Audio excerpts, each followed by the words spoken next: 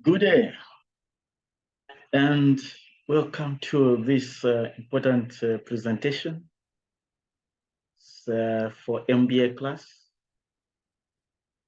The course is Performance Monitoring and Evaluation Management. It's a course for those who are doing Master of Business Administration in various specialization, so it's a compulsory course. The course has 9 units. Today, let's look at unit number 1. From the title itself, you realize that the key word here is performance. And this performance is as a result of some activities that are being done. However, for you to assess and rate the performance levels, it's important that monitoring instruments are put in place so that there is some control measures being put in place.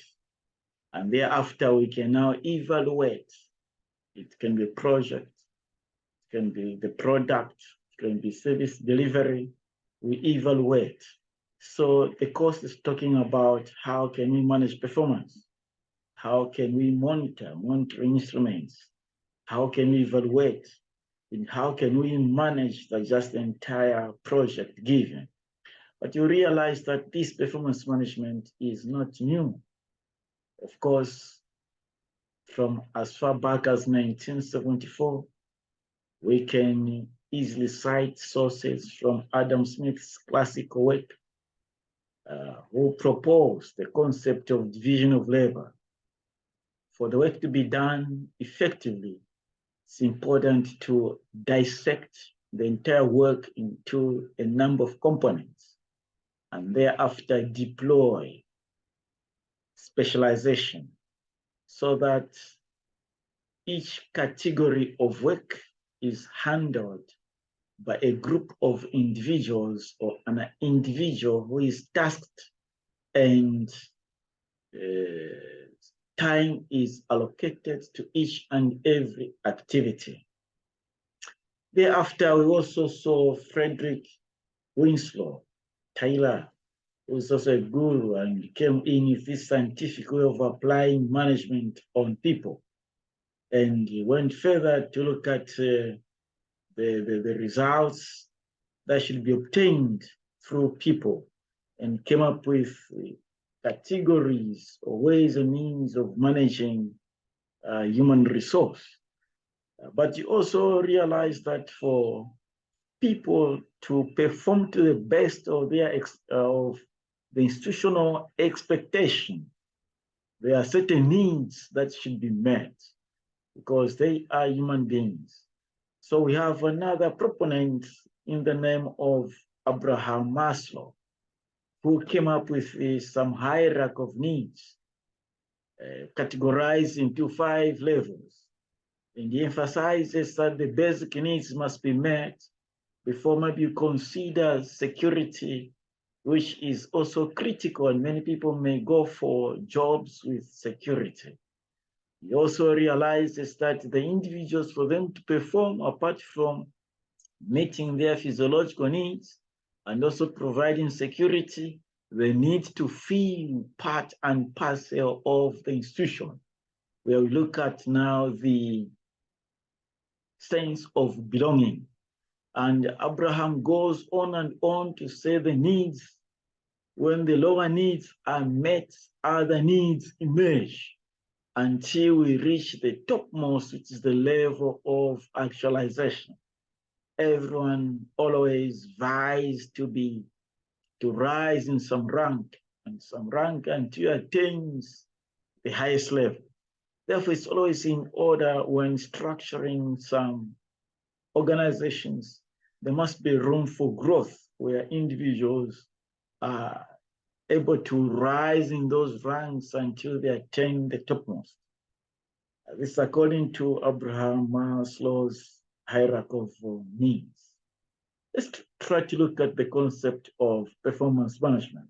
We can simply say it's a systematic arrangement of people to accomplish some specific task. Meaning systematic, you need to come up with some system where people are arranged according to the setup of the organization, the departments and sections. They look at the expertise, their gifts and talents. Then they are aligned strategically so as to attain or to accomplish some specific tasks. Managers are individuals in an organization who direct the employees, direct the work to others. So managers are there to direct, while leaders are there to influence. Managers are there to direct. We can therefore view places performance management within the context of organization strategy and goals.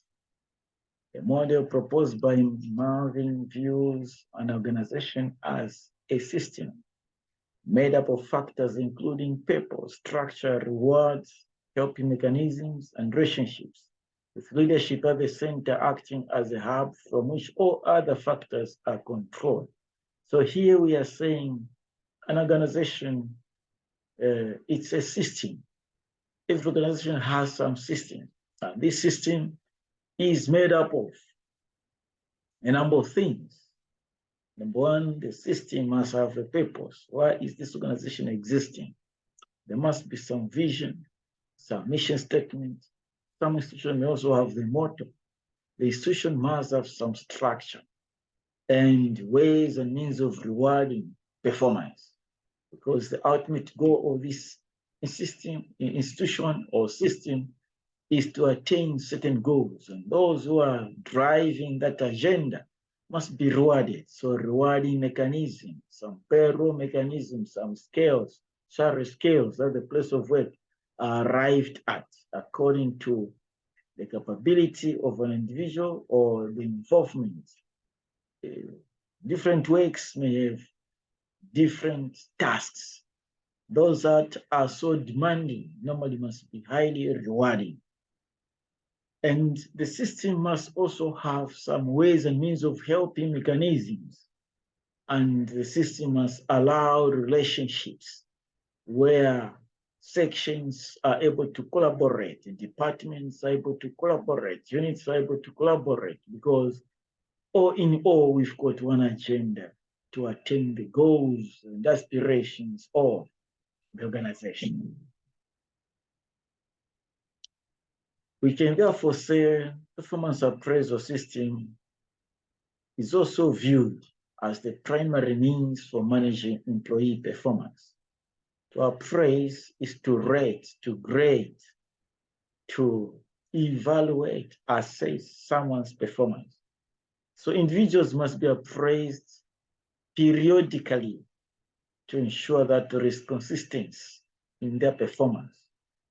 Those who are highly rated, normally those results will be used to negotiate for a pay rise. Those who are performing below par, mechanisms will be put in place so as maybe to capacity build them, demote them, or remove them from the system altogether.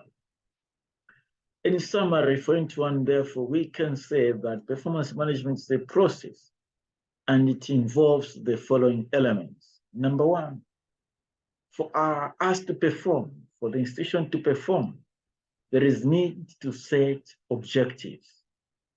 What are the targets? By the end of the quarter, how do we intend to increase the sales?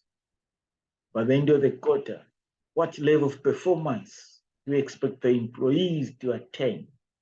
So you set objectives in each and every department, accounts. What you're trying to define yourself by the end of a certain period. Where do you want to be? Then now we need also to set the monitoring mechanisms, performance monitoring. That's element number two. How are we going to monitor that these objectives set in number one are attained. Now, in case the objectives are not attained after the monitoring, we should also provide room to support as we are monitoring certain units, certain individuals that are not performing to the expectations. What do? You need to support them in some way, capacity building, conducting workshops, just to develop their skills and equip them for that particular job. So coaching is critical. So coaching will be arrived at as a result of some monitoring mechanisms. Then they point to certain skills that are being lacked by individuals. And thereafter, some coaching mechanisms are arrived at so as to support them. You want them to reach the expected targets. Support is critical. Now, after a certain period of time, after a period of some support and coaching, it's important to appraise the employees. It can be quarterly, it can be semi-annually, it can be annually. You appraise, you want to see how you've performed. And some instrument is developed. Organizations have got different instruments to appraise their employees. Why do we appraise? When to review and control. Want to see if someone can be rewarded, or someone can be promoted, or someone can be demoted, and so forth. After the appraisal, then rewards come in. Want to reward those who are doing fine, and sanctions to those who are not performing. Is it dismissal, or sending them for retraining, or for further studies? The last item is dealing with those that are not able to perform. Underperformance. What are we going to do? Do we eliminate all those who are failing to perform, or areas that we are not performing well? What do we do so as to build the image of the institution? Not only building the image, but also ensuring that the entire institution in totality is up to date. We can therefore say performance management is a tool which managers use to achieve organizational goals through other people. And these elements, 6 elements, are critical. Setting of objectives, very important. Performance monitoring, control measures, not remote control, physically checking, very important. Supporting each and every unit for them to reach your expectation. You need to support them. Is it financially? Is it morally? Is it physically? So coaching comes in. Then also appraising, reviewing the performance from time to time. It can be weekly, monthly, and so forth. Control, putting up control measures, very important. Then rewarding the best performing, and also applying some sanctions where possible. Then deciding how to deal with those that are not performing. Now, why is monitoring and evaluation important? Very important. Number one, it helps to pre-identify outputs being produced as planned. Is there some effectiveness and efficiency in what's being done? Number two, what are the issues? Only monitoring will help you to identify the key issues, the risks involved before you lose everything completely. Monitoring will quickly pinpoint some of the risks involved and quickly come in and provide interventions. Monitoring will review the challenges as well that are prevailing. So what are the issues, risks, and challenges that we face or foresee that need to be taken into account to ensure the achievement of the results that we are expecting? Number three, why monitoring? It helps us to establish what decisions need to be made concerning changes to the already planned work in subsequent stages. Will the planned and delivered outputs continue to be relevant